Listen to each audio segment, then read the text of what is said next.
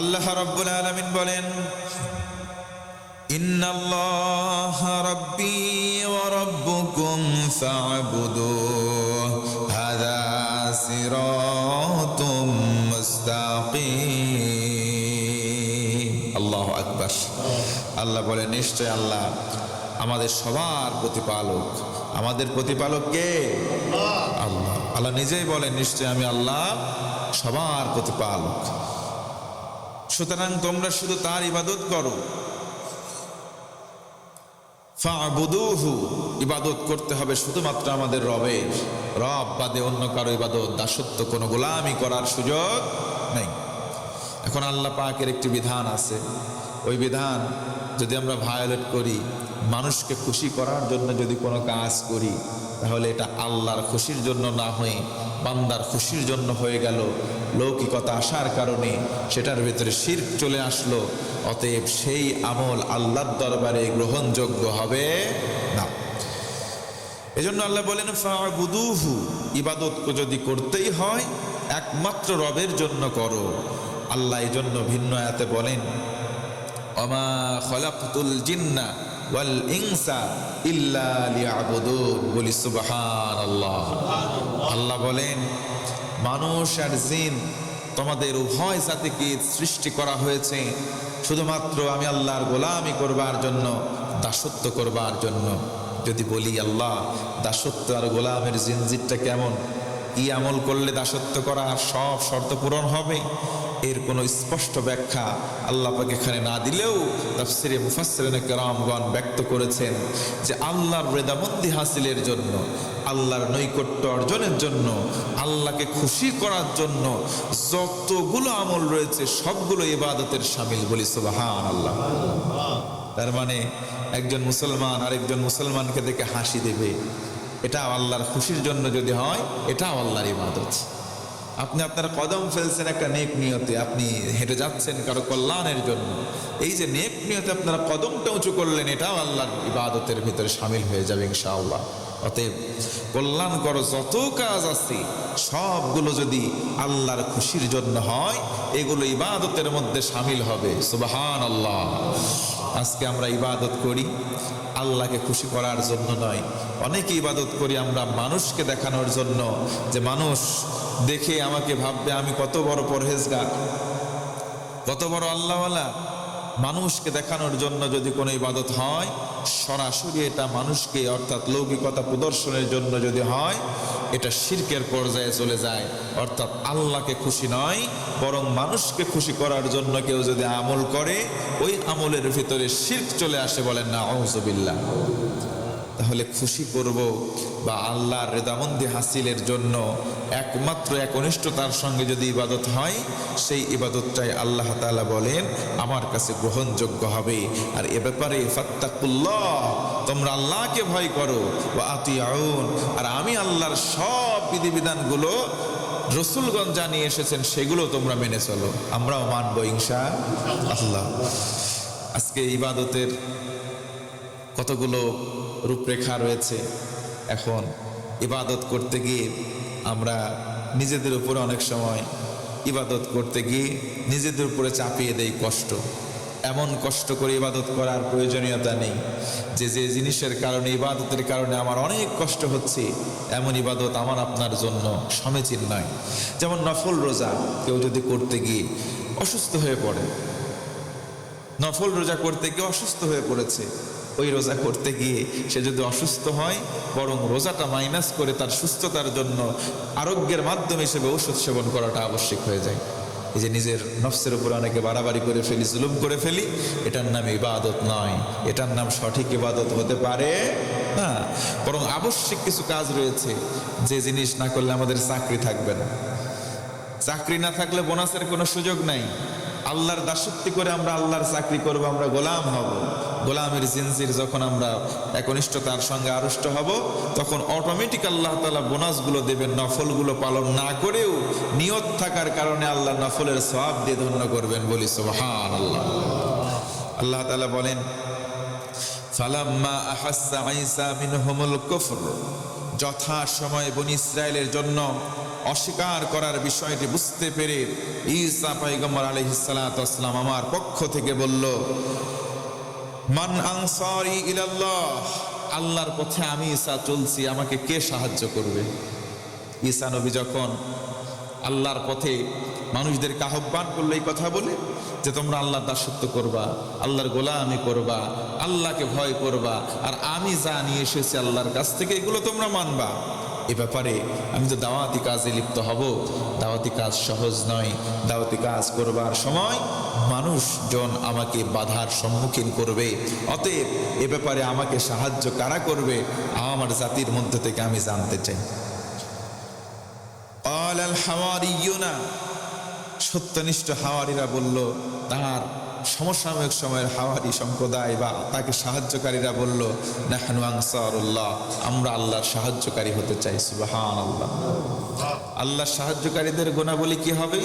আল্লাহর প্রতিনিধিকে প্রথম তারা শেল্টার দেবে এবং সাহায্য করবে।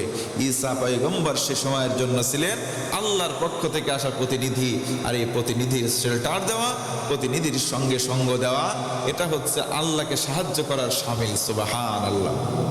আজ পৃথিবীতে নবী আলাইহিস সালাম নেই, তাদের আগমনের সিলসিলা বন্ধ হয়ে গিয়েছে। তবে নবী করিম সাল্লাল্লাহু আলাইহি ওয়াসাল্লাম বলে গিয়েছেন, আল উলামা ওয়ারাসাতুল আম্বিয়া, জাতির মধ্যে যারা আলেম ওলামা হবে তারা হচ্ছে নবীগণের ওয়ারিস।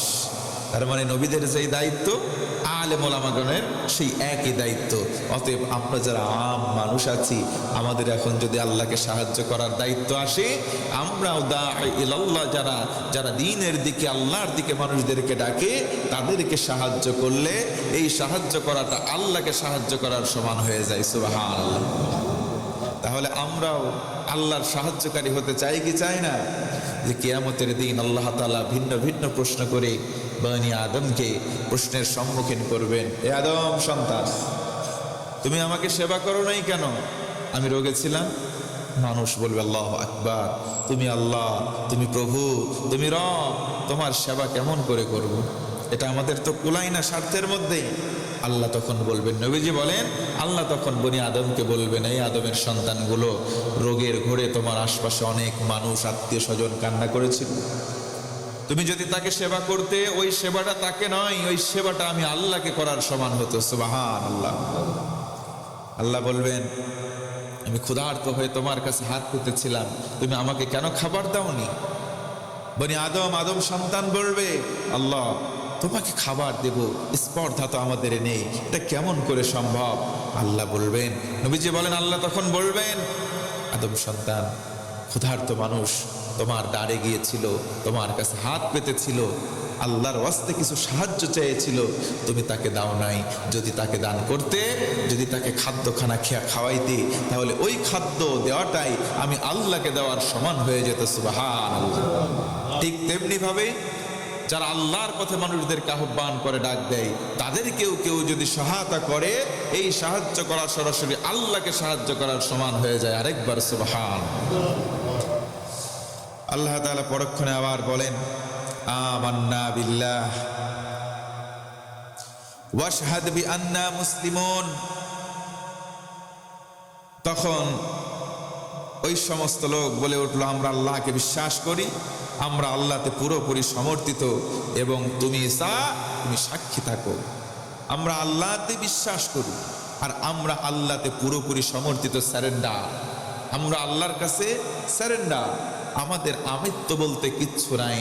আল্লাহ যেটা বলবেন আমরা সেটা মানব। কারণ তারা এই কথা বললেন যে আমরা আল্লাহতে বিশ্বাস করি, আর আল্লাহতেই আমরা স্যারেন্ডার। আর তুমি এ ব্যাপারে, হে নবী, তুমি এ ব্যাপারে আমাদের পক্ষ থেকে সাক্ষী থাকো। সুবহানাল্লাহ। তারা প্রার্থনা করলো, রব্বানা, হে আমাদের রব, আমান্না, আমরা ঈমান আনলাম, আমরা ঈমান আনলাম, বিমা আনজালতা, যা কিছু তুমি নাজিল করেছো, নাজিল করেছেন আল্লাহ কিতাব, আর এই কিতাবগুলো আসমানি কিতাব। এ আল্লাহ, তুমি যা কিছু নাজিল করেছো সব কিতাবের প্রতি আমরা ঈমান আনলাম। শুধু তাই নয়, ওয়াত্তাবা'না রাসূল, আর রাসূলগণের আমরা ইতাআত করব, অনুসরণ করব বলে কথা দিলাম। ফাকতুবনা মা'আশ শাহিদিন। অতএব আমাদেরকে সাক্ষী যারা দিয়েছে, যারা সত্যের পথে পথিক হয়ে তোমার কাছে সাড়া দিয়েছে, তাদের সঙ্গে আমাদের নামগুলো লিপিবদ্ধ করে নাও। বলেন সুবহানাল্লাহ। তাহলে এই রকম পদাঙ্ক যদি আমরা অনুসরণ করতে পারি, আমাদেরও নামগুলো সাক্ষ্যদাতাদের সঙ্গে তালিকাভুক্ত করবেন যিনি, তিনি কে? আল্লাহ। তাহলে প্রথম শর্ত হবে আমরাও বলবো ঈমান আনলাম কার প্রতি? আল্লাহর প্রতি। বিমা আনসালতা, এবং ওই কিতাবের প্রতি যেটা আল্লাহ নাজিল করেছেন, মানে কোরআনের প্রতি। এরপরে ওয়াত্তাবা'না রাসূলা, এবং রাসূলের ইতাআত করতে হবে। অর্থাৎ আমাদের জন্য শর্ত নবী করিম সাল্লাল্লাহু আলাইহি ওয়াসাল্লাম যে আদর্শ রেখে গিয়েছেন, সেই আদর্শ মোতাবেক জীবন গঠন করতে হবে। যদি করতে পারি তাহলে এই তিনটা শর্ত মেনে নেওয়া হবে। আর এ সময় আল্লাহকে আমরা বলতে পারবো ফাকতুবনা মা'আশ শাহিদিন। আল্লাহ, আমাদের নামগুলো সাক্ষ্যদাতাদের নামের তালিকায় তুমি আল্লাহ একত্রিত করে দাও। বলেন ইনশাআল্লাহ।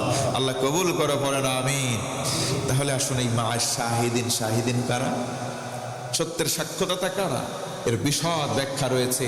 সংক্ষিপ্ত করে বলি, খুলাফায়ে রাশিদার জামানা থেকে, খুলাফায়ে রাশিদার জামানা থেকে আজ পর্যন্ত, আমাদের আগ পর্যন্ত যারা সত্যকে সত্য বলেছে, মিথ্যাকে মিথ্যা বলেছে, ঈমানের উপরে টিকে থেকে মৃত্যুবরণ করেছে, তারাই ছিল সাক্ষ্যদাতা। সুবহানাল্লাহ।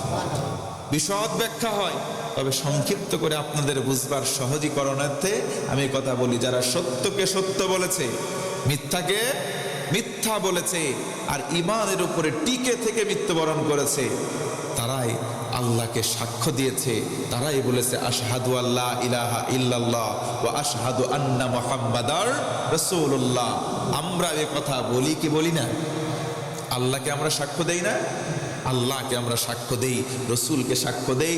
আর এই যে আগের আয়াতের শর্ত অনুযায়ী আমরা আল্লাহর কিতাবকেও মেনে নেই। এমনকি যে রসুল এসেছেন, সেই রসুলের ইতাআত করব বলে মনস্থির করে নিয়ত করেছি, আমরাও করব, দৃঢ়তার সঙ্গে টিকে থাকবো ইনশাআল্লাহ। আল্লাহ তাআলা তারপরেই বললেন যে এরপরে যদি দোয়া করো ফাকতুবনা মা'আশ শাহিদিন, সাক্ষ্যদাতা যারা সে সময় আমি আল্লাহর রিদামন্দি হাসিল করে আমার নৈকট্য লাভ করেছে, তাদের দলভুক্ত করব, তাদের সঙ্গে নাম লিখব। দেখেন, তাদের নাম এমনিতে সাক্ষ্যদাতাদের তালিকায় অন্তর্ভুক্ত হয়নি। হযরতে আবু বকর, হযরতে ওমর, খুলাফায়ে রাশিদার 4 জনের ভিতরে টপ লেভেলের 2 জন, আবু বকর সিদ্দিক রাদিয়াল্লাহু আনহু, হযরতে ওমর ফারুক রাদিয়াল্লাহু তাআলা আনহু। এরপরে হযরতে উসমান জিন্নুরাইন, এরপরে হযরতে আলী কাররামাহুল্লাহু ওয়াজহাহু। তবে সাহাবীদের ভিতরে টপ ক্লাস 4 জন, তাদের ভিতরে নেক আমলের প্রতিযোগিতা চলতো। এই কারণে তাদেরকে সাক্ষ্যদাতার তবকা দেওয়া হয়েছে। আরে হযরতে আবু বকর, হযরতে ওমর ফারুক রাদিয়াল্লাহু আনহু কিভাবে প্রতিযোগিতা করতো ভালো কাজের, একটু মনোনিবেশ করেন আমার কথার দিকে। হযরতে আবু বকর সিদ্দিক রাদিয়াল্লাহু আনহুর শাসন আমল, তিনি তার অধীনস্থ বন্ধুদেরকে দায়িত্ব বন্টন করে দিয়েছেন, তুমি এই এলাকার এই কাজটা করো, তুমি এই এলাকার এই কাজটা করো। তিনি নিজে কিছু দায়িত্ব নিয়েছেন, দায়িত্ব পালন করছেন। দায়িত্ব পালন করণার্থে বিভিন্ন জায়গায় বিভিন্ন লোককে সেট করে দেওয়া হয়েছে। এক একজন এক এক রকম কাজ করেন, এই কাজ করেন এই জায়গার, আরেকজন আরেক জায়গার, ভিন্নজন ভিন্ন জায়গায় এক একজনকে কাজের জন্য সেট করে দেওয়া হলো, তালিকা করে দেওয়া হলো। অমুক মানুষের জন্য, দুস্থ মানুষ, ওই পাড়ার মধ্যে ওই দুস্থ মানুষের খাবারটা তুমি এখান থেকে নিয়ে, বাইতুল মাল থেকে নিয়ে ওখানে বন্টন করে আসো। এই অমুক ভাই, তুমি অমুক এলাকায় চলে যাও, ওই জায়গায় রাস্তা উন্নয়নের কাজ করা লাগবে, তুমি এটা করো। বিভিন্ন জনকে বিভিন্ন জায়গায় লেলিয়ে দেওয়া হলো, মানে ছড়িয়ে ছিটিয়ে দেওয়া হলো যে তোমরা এই কাজ দায়িত্ব নিয়ে করে আসো। সর্বশেষ দেখা গেল একটা বুড়িমা, তার স্বামীর ইন্তেকাল হয়ে গেছে, সন্তানগুলো কেউ নাই, শুধুমাত্র তার সিঙ্গেল একটা বুড়িমা মহিলা, একটা বুড়ি মহিলা, তার কেউ নাই, পরিবারস্থ কেউ নাই, অসুস্থ বৃদ্ধা ভারাক্রান্ত অবস্থায় বিছানায় শয্যাশায়ী। দায়িত্ব চলে আসলো হযরতে ওমর ফারুকের উপর। সুবহানাল্লাহ পড়েন। হযরতে ওমর ফারুক রাদিয়াল্লাহু তাআলা আনহু চিন্তা করলেন, তাহলে তো কাজটা করে আল্লাহর নৈকট্য অর্জন করা যাবে, আল্লাহর আল্লাহকে সাহায্য করার সমান হবে, আর সাক্ষ্যদাতাদের তালিকায় তো নাম লিপিবদ্ধ হবে। তিনি সিদ্ধান্ত নিলেন তাহলে আমি যাই, কাজ করব। বুড়িমার বাড়িতে গিয়ে আমি বুড়িমার শরীরটা সুন্দর করে যতটুকু আরামদায়ক হয়, যতগুলো নোংরা পোশাক আছে সেখান থেকে নিয়ে ধৌত করে দেব, খাবার রান্না করে দেব, যতটুকুন সেবা করার দরকার আমি করে দিয়ে সবার আগে চলে আসব। চিন্তা করেন, তিনি অগ্রসর হলেন। অগ্রসর হয়ে বুড়িমার বাড়ি পর্যন্ত পৌঁছে দেখে কে যেন তার আগেই এসে বুড়িমার কাপড় চোপড়গুলো ধৌত করে দিয়েছে, পরিবারটা সুন্দর করে সাজিয়ে দিয়েছে, ঘরটা গুছিয়ে দিয়েছে, নোংরা পোশাকগুলো নেড়ে দিয়েছে, খাবার রান্না করে তাকে খাইয়ে রেখে সেখান থেকে চলে গিয়েছে। সুবহানাল্লাহ। তার উপরে দায়িত্ব, সে গিয়ে দেখে কাজগুলো আগে থেকে ওকে। চিন্তা করেছেন, কাজের দায়িত্ব দেওয়া হয়েছে যাকে, সে গিয়ে সেখানে দেখেন যে কাজ আর বাকি নাই, সব কাজ হয়ে গেছে। কাজ কি? বুড়িমার সেবা করা, শুশ্রূষা করা, তাকে সেবা করা, তার শুশ্রূষা করা, তার খাদ্যখানা, তার বস্ত্রের ব্যবস্থা করে দেওয়া। চিন্তা করলো কি ব্যাপার, এই সময় দায়িত্ব আমার, কাজ করলো কে? আমার দায়িত্ব, কাজটা করলো কে? সিদ্ধান্ত নিল তাহলে এই কাজটা করার জন্য যেহেতু আমার বোধহয় আসতে দেরি হয়ে গিয়েছে, অন্য কেউ এসে করে দিয়েছে, তাহলে আগামী দিনে আমি একটু আগে আগে আসব। সিদ্ধান্ত নিলেন তাহলে এক কাজ করা যায়, আমি এশার নামাজে রক্ত চলে আসবো, সারাদিন যা ময়লা হবে ওই সময় পরিষ্কার পরিচ্ছন্ন করে দিয়ে তাকে আমি খাবার বন্দোবস্ত করে দিয়ে চলে যাব। তিনি পরদিন চলে গেলেন এশার রক্তে। এশার নামাজ শেষ করে গিয়ে দেখেন সেই কাজগুলো সবাই যেভাবে শুয়ে পড়েছে, রাত্রির সবার কাজ শেষ, রাত্রির সকল কাজ সম্পন্ন হয়ে বুড়িমাকেও কে যেন খাবার খাইয়ে ঘুমিয়ে দিয়ে তারপরে বিদায় নিয়ে চলে গেছেন। সুবহানাল্লাহ। তিনি চিন্তা করলেন যে কি ব্যাপার, আমি চিন্তা করে আজকে আগে আসলাম, তাও কাজ শেষ, তাহলে এক কাজ করা যায়, মাগরিবে এসে পেলাম না, এশার সময় পেলাম না, এখন এক কাজ করব, ফজরের নামাজের আগে এসে সারা দিনের যে কাজ আগামী দিন আমি এসে সবার আগে কাজটা করে দিয়ে যাব। সিদ্ধান্ত অনুযায়ী তিনি সিদ্ধান্ত নিলেন ফজরের নামাজ পড়ে ওখানে চলে আসবেন। ফজরের নামাজ পড়ে এসে দেখে কে যেন তার আগেই বুড়িমার সকল হাজত কাজ সম্পন্ন করে দিয়ে খাবার খাইয়ে সেখান থেকে চলে গেছে। সুবহানাল্লাহ। আরে তাআজ্জব, আশ্চর্যের ব্যাপার, আমি যখন নিয়ত করি, যখন আসি, এসে দেখি কাজ সম্পন্ন। সুবহানাল্লাহ বলবেন না? এবার সিদ্ধান্ত নিলেন কি করব, এশার নামাজ পড়ে ফজরের আগে এই সময় আমি বাড়ি যাব না, আমি এশার নামাজ পড়ে এই জায়গায় দাঁড়ায় থাকবো, কে গোপনে গোপনে কাজ করে আমি আজকে সেটা দেখব, দেখার পরে এখান থেকে যাবো। সুবহানাল্লাহ। দেখছেন টেন্ডেন্সি, কে ভালো সৎ কাজটা নেক কাজটা করে আমি দেখব, যা আমার উপর দায়িত্ব, আমার কাছ থেকে দায়িত্বটা কেড়ে নিয়ে সে দায়িত্বটা পালন করতেছে। ও ভাইয়া, রাসূল সাল্লাল্লাহু আলাইহি ওয়াসাল্লাম বলেছেন, বনি আদমকে সেবা করো, সে সেবা আদমকে নয় বরং সে সেবা আল্লাহকে করার সমান। সুবহানাল্লাহ। তাদের টেন্ডেন্সি কেমন ছিল, তাদের চিন্তা চেতনা ধ্যান ধারণা কেমন ছিল, যে মানুষের সেবার ভিতরে আল্লাহর সেবা নিহিত আছে। আর আজকে আমাদের সমাজের ভিতরে কে না খেয়ে থাকে, কে অসুস্থ হয়ে মারা যায়, কে হাসপাতালের বিছানায় শয্যাশায়ী থাকে, তাকানোর টাইম নাই, নিজে খায়, দরজা বন্ধ করে দেয়, ভালো কিছু রান্না হলে গেট বাইরেরটাও বন্ধ, ঘরেরটাও বন্ধ। কি কথা বলেন না? অন্য অসুস্থ হয়ে মরে যাচ্ছে, তাকানোর টাইম নাই। আপনার থেকে তো আর্থিক সাহায্য আগেই সে চাচ্ছে না।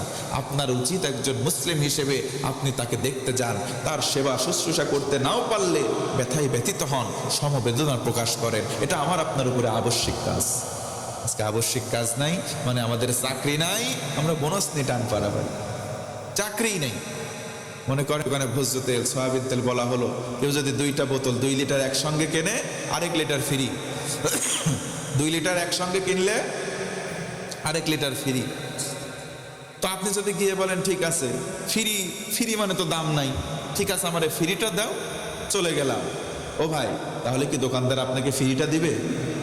শর্ত হলো আগে শর্ত মোতাবেক আপনাকে 2 লিটার কিনতে হবে।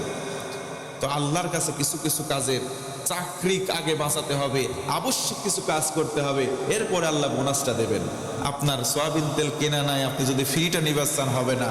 আপনি আল্লাহর সঙ্গে কানেকশন না করে আপনি নফল কাজগুলো করবেন, নফলের সওয়াব আল্লাহ দেবে না, কারণ কানেকশনটা আগে মজবুত করার দরকার আছে না নাই?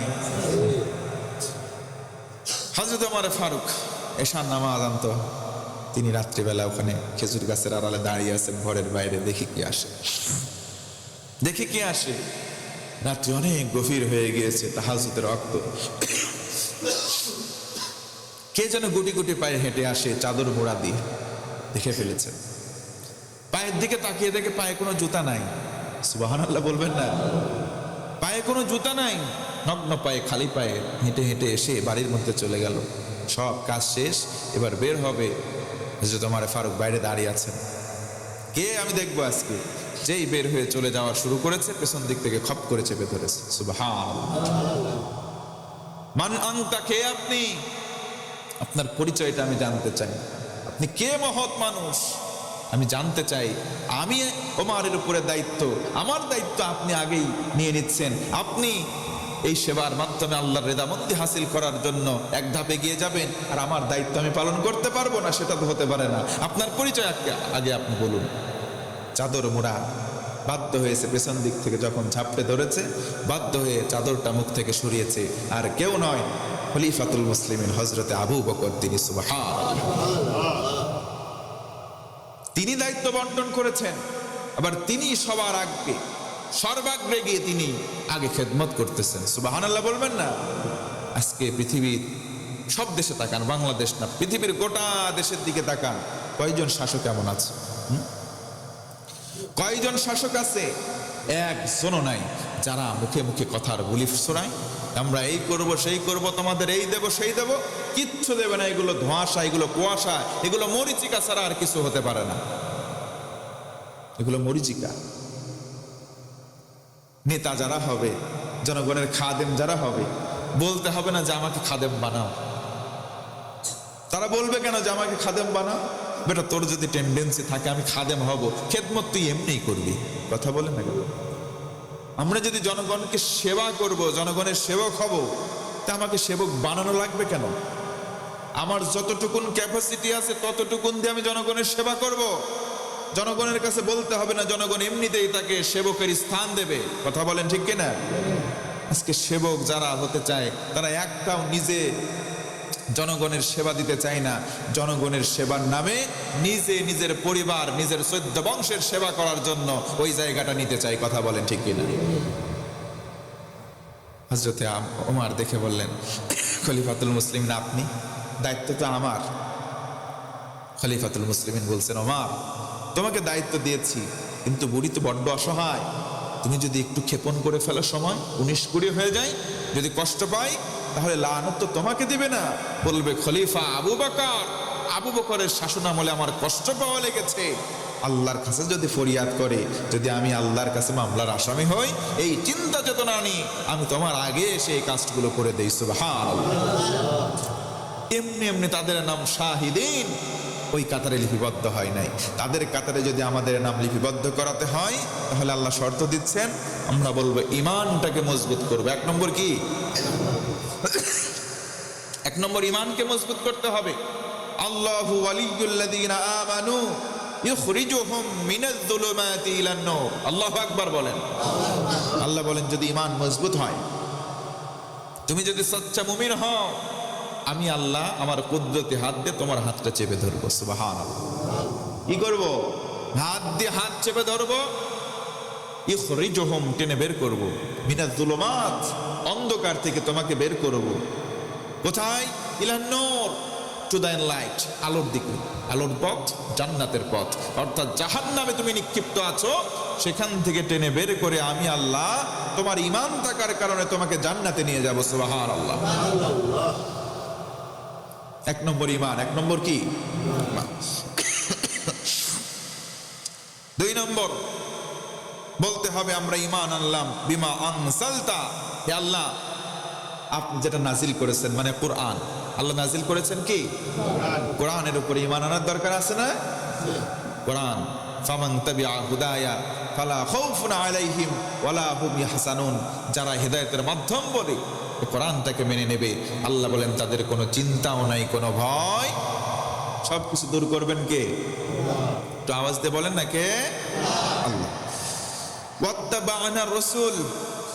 আর আমাদের 3 নম্বর কন্ডিশন হচ্ছে আল্লাহতে ঈমান, কোরআনে ঈমান, আর রসুলের উপরে আমরা এতাআতের ঈমান আনবো, যে আমরা বলবো আল্লাহ রসুল যা রেখে গিয়েছেন তার আদর্শ সেগুলো আমরা মেনে নেব ইনশাআল্লাহ। রসুল কি রেখে গিয়েছেন? বিদায় হজ, হজ্জাতুল বিদা। তিনি বললেন তারাকতু ফীকুম আমরাইন, দুইটা জিনিস রেখে যাচ্ছি। কয়টা? দুইটা। লাং তাদিল্লু মা তামাসসাকতুম বিহিমা, যদি তোমরা আঁকড়ে ধরো তাহলে পথভ্রষ্ট হবা না। এক, আল্লাহর কোরআন। দুই, আমি রাসূলের সুন্নাত। এই দুইটা জিনিস আজ আমাদের সমাজে আছে না নাই? তাহলে ওই দুইটা জিনিস আঁকড়ে ধরার দরকার আছে না নাই? এক নম্বর কোরআন, এক নম্বর কি? দুই নম্বর নবীর সুন্নাহ, দুই নম্বর নবীর সুন্নাহ। আমরা এই দুইটা জিনিসকে আঁকড়ে ধরবো ইনশাআল্লাহ। কেউ যদি কোরআনকে আঁকড়ে ধরতে পারে, তিরমিজি শরীফের হাদিস, নবীজি বলেন মান দাআ ইলাইহি হাদা, যে ব্যক্তি এই কোরআনের দিকে মানুষদেরকে ডাকবে সে ব্যক্তি হেদায়েত পাবে। সুবহানাল্লাহ বলবেন না? ওয়া মান আমিলা বিহি উজরা, যে ব্যক্তি কোরআন দিয়ে শুধুমাত্র নিজের আমলিয়াত জিন্দেগি গঠন করবে, উজরা, তাকে পুরস্কার দেওয়া হবে। পুরস্কার দেওয়ার দুইটা ব্যাখ্যা পেয়েছি। এক, সরাসরি আল্লাহ পুরস্কার দেবেন, সুবহানাল্লাহ বলবেন না? দুই, ফেরেশতাকে মাধ্যম করে পুরস্কার দেওয়া হবে। আল কোরআন হুজ্জাতুল লাকা ওয়া আলাইকা, নবীজি বলেন কোরআন তোমার পক্ষে না হয় বিপক্ষে কিয়ামতের দিন সাক্ষী দেবে। সুবহানাল্লাহ। মুহাদ্দিসিনে কেরাম এই হাদিসের ব্যাখ্যায় স্পষ্ট ব্যক্ত করেছেন, এটা কিয়ামতের কথা নবীজি বললেও ব্যাখ্যায় দ্বিতীয় ব্যাখ্যা, এটা কবরে তোমাকে সাক্ষ্য দেবে। কারণ মৃত্যুর পরপরই মানুষের কিয়ামতের জন্য প্রস্তুতি শুরু হয়। যার কবর ভালো হয়ে যায় তার পরবর্তী সব ধাপ ভালো। অতএব এই কোরআন, নবীজি ভিন্ন হাদিস প্রমাণ করে এটা আল্লাহ রাসূল সাল্লাল্লাহু আলাইহি ওয়াসাল্লাম কবরকে উদ্দেশ্য করে বলেছেন যে কবরে কোরআন তোমার পক্ষে না হয় বিপক্ষে সাক্ষ্য দেবে। কারণ কি? কবরে প্রশ্ন হবে কয়টা ভাই? জোরে বলেন না কয়টা? তিনটা প্রশ্ন হবে। বলা হবে তোমার রব কে? আমাদের রব আল্লাহ। তোমাদের কাছে আসা কিতাব কি? আল কোরআন। এই কোরআন থেকে তুমি এই তথ্যগুলো বলতে হবে। নবীজি চতুর্থ প্রশ্ন বললেন যে এই যে আল্লাহ, তোমার ধর্ম, তোমার নবী, তিনটা উত্তর যে তুমি দিলা, চতুর্থ তোমাকে আরেকটা প্রশ্ন করা হবে। আবু দাউদের বর্ণনা, সুবহানাল্লাহ বলবেন না? তখন তোমাকে বলা লাগবে আমি এই তথ্য তিনটা কোরআন থেকে পেয়েছি। সুবহানাল্লাহ বলেন। তার মানে রব, দিন আর রসুলের কথার উত্তর যদিও আমরা দেই, বলা হবে কোথায় পেয়েছো? রেফারেন্স দাও। সুবহানাল্লাহ বলবেন না? রেফারেন্স কি? রেফারেন্স কোরআন। নবীজি বলেন আমাকে আপনাকে বলা লাগবে আমরা এই তথ্যগুলো কোরআন পড়ে পড়ে পেয়েছি। সুবহানাল্লাহ বলেন। তাহলে স্পেশালি প্রশ্ন হবে চারটা। কয়টা? তিনটা প্রশ্ন যারা উত্তর দেবে তাদের জন্য চতুর্থ প্রশ্ন। তিনটা প্রশ্নের উত্তর যারা দিতে পারবে তাদের জন্য আরেকটা প্রশ্ন করা হবে, এই তথ্যগুলো তুমি কোথায় পেয়েছো? তখন আমাকে আপনাকে বলা লাগবে যে আমরা এই তথ্যগুলো কোরআন পড়ে পড়ে পেয়েছি। আর যারা উত্তর তিনটা দিতে পারবে তারা এই উত্তরটাও সহজেই দিবে। সুবহানাল্লাহ বলে। যারা দিতে পারবে না একটাও দিতে পারবে না, যারা প্রশ্নের উত্তর দিতে পারবে না একটার উত্তর দিতে পারবে না, তারা বলতে পারবে না যে আমাদের রব আল্লাহ, আমাদের ধর্মের নাম ইসলাম, আমরা এই নবীকে শেষ নবী হিসেবে মেনেছি, নবীর চেহারা দেখানো হবে, সে বলতে পারবে না যে এটা আমাদের নবী, চিনতে পারবে না, একটার উত্তর দিতে পারবে না। আর যারা পারবে তাদেরকে চতুর্থ, ফোর্থ কোয়েশ্চেন করা হবে এবং তারা তিনটা উত্তর দিতে পারবে যারা, এই উত্তরটাও সহজে দিতে পারবে। সুবহানাল্লাহ। তাহলে এই তথ্যগুলো আমরা কোথায় পেয়েছি? কোরআনে, কোরআনের মধ্যে আমরা পেয়েছি। তাহলে আল্লাহ রসুল সাল্লাল্লাহু আলাইহি ওয়াসাল্লামের উপরে আমরা ঈমান আনবো। ঈমান কেমনে আনবো? রসুল যে আদর্শ রেখে গিয়েছেন সেটা মেনে নেব। রসুল আদর্শের প্রথম সোপান রেখে গেলেন, তিনি বললেন দুটো জিনিস রেখে যাচ্ছি, এক আল্লাহর কিতাব, দুই আমি রসুলের সুন্নাহ। এই দুটো জিনিস যদি আঁকড়ে ধরো, লান তাদিল্লু, পশ্চিম কালেও তোমরা পথ ভ্রষ্ট হচ্ছ না, ইন ফিউচার আনটিল ডেথ হবেও না। সুবহানাল্লাহ। হচ্ছ না, হবেও না। মা তামাসসাকতুম বিহিমা, তবে ধরার শর্ত নবীজি বললেন, এই যে মাড়ির দাঁত আছে না আমাদের ভাই, তামাসসাকতুম বিহিমা, মাড়ির দাঁত দিয়ে যদি কিছু চিবাই বা শক্ত করে ধরি, মজবুত হয় না? কত মজবুত? অনেক মজবুত হয়। নবীজি বলেন, তোমরা এই কোরআন আর সুন্নাহকে এই মাড়ির দাঁতের মতো শক্ত করে নিজের জীবনে অতপ্রতভাবে জড়িয়ে ধরো। যদি আমরা এটা ধরতে পারি, নবীজি বলেন লান তাদিল্লু, পশ্চিম কালেও তোমরা হেদায়েতের পথ থেকে বিচ্যুত হবা না। সুবহানাল্লাহ। আপনি চিন্তা করে দেখেন, ইসলামের পথে আমি আপনি নেই কেন? কেন নেই? কারণ কোরআন আর সুন্নাহকে শক্ত করে মাড়ির দাঁতের মতো আঁকড়ে আমাদের জীবনে ধরতে পারিনি। যদি ধরতে পারতাম, আমরা ইসলাম থেকে বিচ্যুত হতাম। ইসলাম নিয়ে আজকে অনেকে বলি ফুটাচ্ছে, ইসলাম নিয়ে অনেকে বলি ফুটায়, আমরা সেদিকে নয় ভাই, নিজের দিকে ফোকাস করেন। আমরা যখন সমাজে, রাস্তায়, বিভিন্ন জায়গায় যাই, আমাদেরকে আপনারা প্রশ্ন করেন যে হুজুর অমুক হুজুর বলল এই কথা, আপনারা বলেন আরেক কথা, অমুক হুজুর বলল এই কথা, আপনারা বলেন আরেক কথা। এই কথাগুলো বলা বন্ধ করা উচিত, এই কথাগুলো বলা বন্ধ করা উচিত। ফাসআলু আহলা যিকর ইন কুনতুম লা তা'লামুন। কারণ আপনি কেন জানেন নাই? কোরআনের জ্ঞান শুধু আমরাই অর্জন করব না, তলাবুল ইলমি ফারিদাতুন আলা কুল্লি মুসলিম। নবীজি বলেছেন, দ্বীনি ইলম শিক্ষা করা প্রত্যেকটা মুসলমানের উপর ফরজ, আবশ্যক। তাহলে আপনিও মুসলিম, আমিও মুসলিম, আপনারও দ্বীনের ইলম অর্জন করাটা আবশ্যক, আমার উপরেও আবশ্যক। আপনিও আবশ্যিকভাবে শিখবেন, আমিও আবশ্যিকভাবে শিখবো। তবে আপনার উপরে দায়িত্ব। বলতে পারেন হুজুর আমরা জানি না, এই জন্য মানি না, এটা বলার কোনো সুযোগ নাই। আল্লাহ বলেন ফাসআলু আহলা যিকর ইন কুনতুম লা তা'লামুন। যদি তোমরা কোনো বিষয় না জানো, অজ্ঞ হও, এই বিষয়ে যারা বিজ্ঞ এবং পারদর্শী, তাদের কাছে গিয়ে তোমরা জিজ্ঞেস করে জেনে নাও। অর্থাৎ না জানলে জেনে নাও, জেনে নেওয়াটা ফরজ। সুবহানাল্লাহ। তার মানে আপনিও জানবেন ইসলামের সঠিক নির্দেশনা কোনটা, এটা জেনে আপনাকেও মানা লাগবে, আমাকেও মানা লাগবে। এরপরে ইউবাত, আমরা এসে আস্তে আস্তে ওটাকে বাছাই করার, বের করার চেষ্টা করব যে সঠিক কোনটা, কে কি বলল। সেদিকে তাকানোর সময় ভূমিকম্প হয় পৃথিবীতে। 4টা পাপের কাজ বেড়ে গেলে, নবীজি বলেছেন কয়টা পাপের কাজ? এখন যদি আপনি অন্য কোনো কারণে এনে এখানে বলেন যে এই কারণে ভূমিকম্প হয়, তাহলে রাসূলুল্লাহ সাল্লাল্লাহু আলাইহি ওয়াসাল্লামের কথার বিরুদ্ধাচরণ করার কারণে আপনার ভেতরে ঈমান দোদুল্যমান ঈমান চলে যাওয়ার সম্ভাবনা থেকে যায়। রাসূল সাল্লাল্লাহু আলাইহি ওয়াসাল্লাম বলেছেন, পৃথিবীতে যখন অশ্লীলতা বেড়ে যাবে, অশ্লীলতা, জেনা, বেহায়াপনা, 2 নম্বর গান, 3 নম্বর নাচ, অশ্লীল নাচ, মদ মাদক, এই 4টা জিনিস বোধহয় সমাজে বাড়ে নাই। বাড়ছে আমাদের বাংলাদেশের ভিন্ন জেলায় বাড়লেও আমাদের পাবনা জেলায় বোধহয় নাই। আছে। তাহলে যেই সমাজের ভেতরে 4টা খারাপ আমল বেড়ে যাবে, সেই জায়গার ভেতরে ভূমিকম্প দেবেন আল্লাহ। রসুল বলেছেন, মনে রাখবেন মুসলমান, এটা রসুলের মুখ দিয়ে বের হলেও সরাসরি কথাটা আল্লাহর হেডকোয়ার্টারে। ওয়ামা ইয়ানতিকু আনিল হাওয়া ইন হুয়া ইল্লা ওয়াহয়ু ইউহা। আল্লাহ রসুল ততক্ষণ পর্যন্ত কোনো কথা বলেন না যতক্ষণ না আল্লাহ তাআলা তাকে ওহী না করেন। অর্থাৎ ওহী করার পর নবীজি সে কথাটা বলেন। ওহী 2 প্রকার, ওহিয়ে মাতলু, ওহিয়ে গায়রে মাতলু। সরাসরি আল্লাহর কওলটাকে ওহিয়ে মাতলু বলা হয়, মানে কোরআন। গায়রে মাতলু, আল্লাহর কথাটা কিন্তু ভিয়া হয়ে বের হয়েছে, নবীজিকে মাধ্যম করে আল্লাহ বের করেছেন, এগুলো ওহিয়ে গায়রে মাতলু। মানে হেডকোয়ার্টার একটাই, আসার মাধ্যম বা প্রসেস 2টা। সুবহানাল্লাহ বলবেন না? তার মানে বোঝা গেল সমাজের ভিতরে পাপ পঙ্গিলতা বেড়ে গিয়েছে, বেড়ে যাচ্ছে। এই কারণে যতগুলো আপদ বিপদ আসছে, আর এগুলো মানুষের হাতের কামাই। এখন কে কোন পর্যায়ের ইমানদার আমরা কেউ বলতে পারি না। আমার ইমানকে আপনি মাপতে পারবেন? আপনারটা আমি মাপতে পারবো? কে কতটুকুন ভালো আরেকজন বলতে পারবে না। একটু গেস করতে পারে যে বেচারা ভালো দেখা যায়, কিন্তু ভেতরে কি আছে কেউ বলতে পারে? এই যে কাঁধে কাঁধ লাগিয়ে বসে আছি আমরা, নামাজের সময় কাঁধে কাঁধ লাগানো, কাঁধে কাঁধ লাগানো থাকলেও কার মনের মধ্যে কি আছে পাশের জনকে আমরা জানি?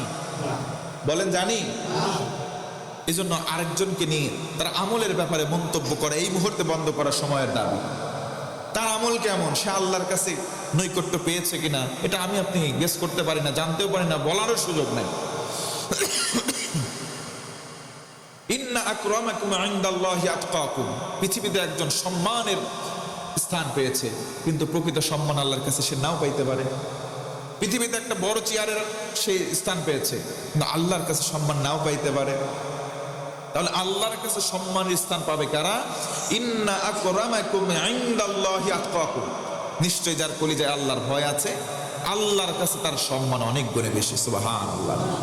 তাহলে আল্লাহর কাছে সম্মান পাওয়ার আমল হচ্ছে তাকওয়া। কি বলেন তো, কি তাকওয়া? আর পৃথিবীতে সম্মান পাওয়ার মাধ্যম হচ্ছে টাকা। কথা কি ভুল বললাম ভাই? আপনার পকেটে টাকা আছে, আপনার সম্মানের চেয়ার আছে সমাজে।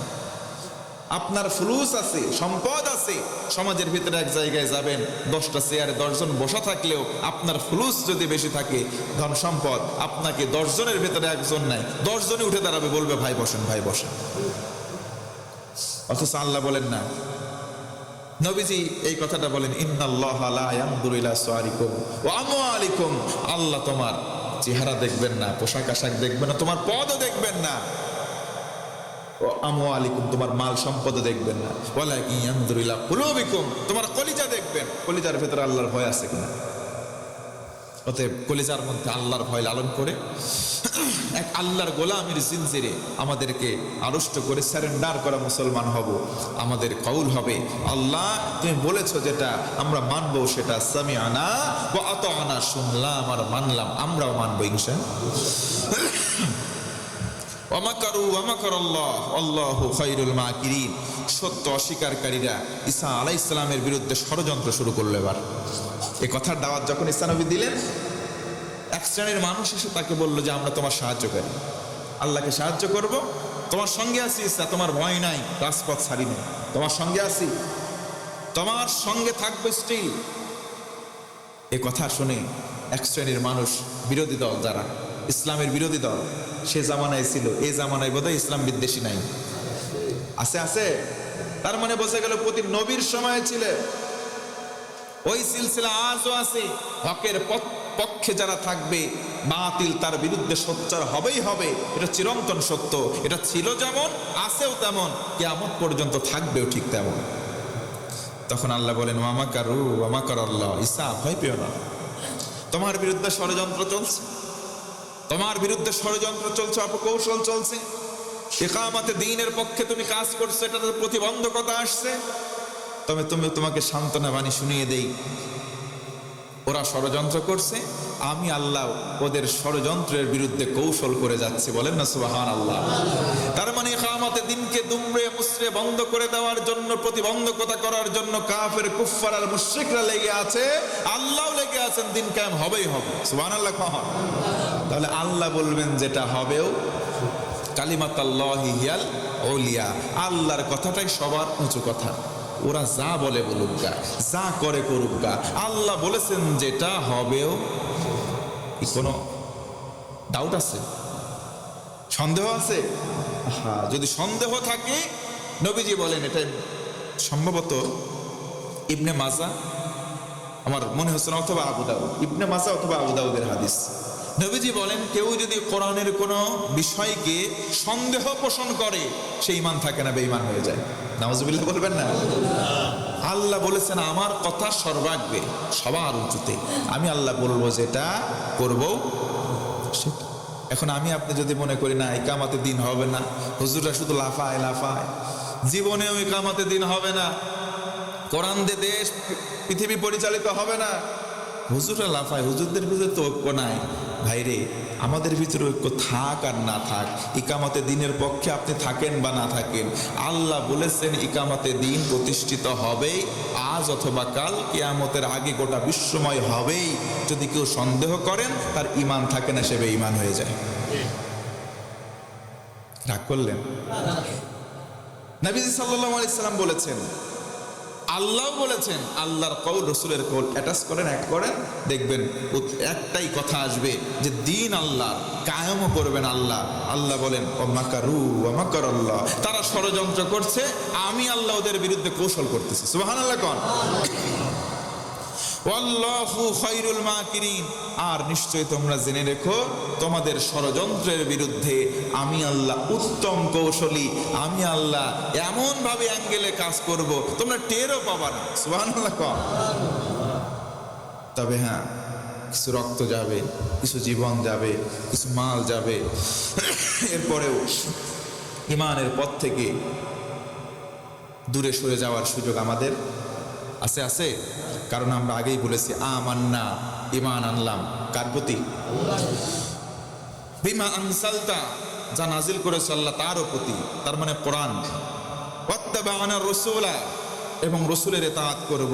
ফাকতুবনা আল্লাহ, অতএব আমাদের নাম মা শাহিদিন, সাক্ষ্যদাতাদের সঙ্গে, যারা সাক্ষী দিয়ে তোমার দরবারে চলে গেছে, যারা জান্নাতে মেহমান, তাদের কাতারে আমার নামগুলো লিখে নাও, আমরাও যেন লিখাতে পারি। আল্লাহ তৌফিক দাও করে না, আমিন। বারাকাল্লাহু লানা ওয়া লাকুম ফিল কুরআনিল আযীম। যারা দান করবেন মুক্ত হাসে ওই পাশ থেকে কোটা দেন আর দান করেন। এটা জিকিরে লা